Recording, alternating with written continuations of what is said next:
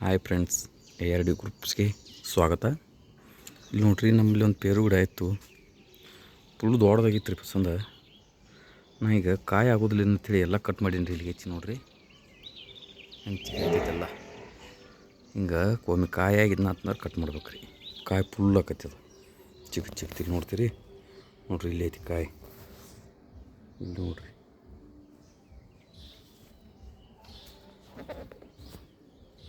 ನೋಡ್ರಿ, ಈಗ ಒಂದು 40-50 ಕಾಯಿ ಐತ್ರಿ. ಫುಲ್ ಚಿಗಿತಳ ಇಲ್ಲ, ಕಾಯಿ ತೊಗೊಂಡು ಚಿಗಿತೈತೆ ರೀ. ಹಿಂಗೆ ಮಾಡ್ರೆ ಇಲ್ಲಿ ನೋಡ್ರಿ, ಕಾಣತೈತೆ ರೀ ಎಷ್ಟು ಕಟ್ ಸಿಗತೈತೆ ರೀ.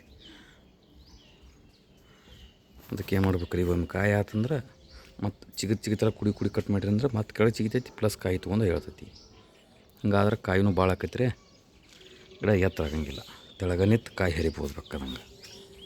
ಗಿಡ ಹೈಟ್ ಆತಂದ್ರೆ ಏನಾಗಿಬಿಡ್ತೈತಿ, ಕಾಯಿನೂ ಕಡಿಮೆ ಆಕೈತಿ, ಕಾಯಿ ನೆಲ್ಕಂಗಿಲ್ಲ.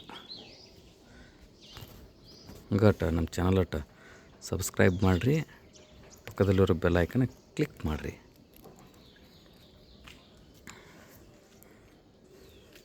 ನಮ್ಮ ಗಿಡ ಹೆಂಗೈತಿ ಕಮೆಂಟ್ ಮಾಡಿರಿ. ನೀವು ಮತ್ತೇನ್ರಿ ಹೇಳಿದ್ರೆ ಅದ್ರ ಬಗ್ಗೆ ವಿಡಿಯೋ ಮಾಡೋಣ್ರಿ.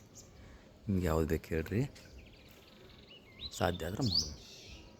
ನೋಡಿರಿ, ಇದನ್ನ ಮೊನ್ನೆ ಕಟ್ ಮಾಡೀನಿ. ಈಗ ಚಿಗತೈತಿ, ಇಲ್ಲಿ ಕಾಣತೈತಿ ರೀ. ಚಿಗತೈತಿ ನೋಡ್ರಿ. ನೋಡ್ರಿ, ದಮ್ ಬಡ್ಡಿನ ಜಿಗಿತೈತಿ. ಇದು ಕಟ್ ಮಾಡೋಣ. ಕಾಯಿ ಚೆಂದಾಗೈತೇನು ರೀ.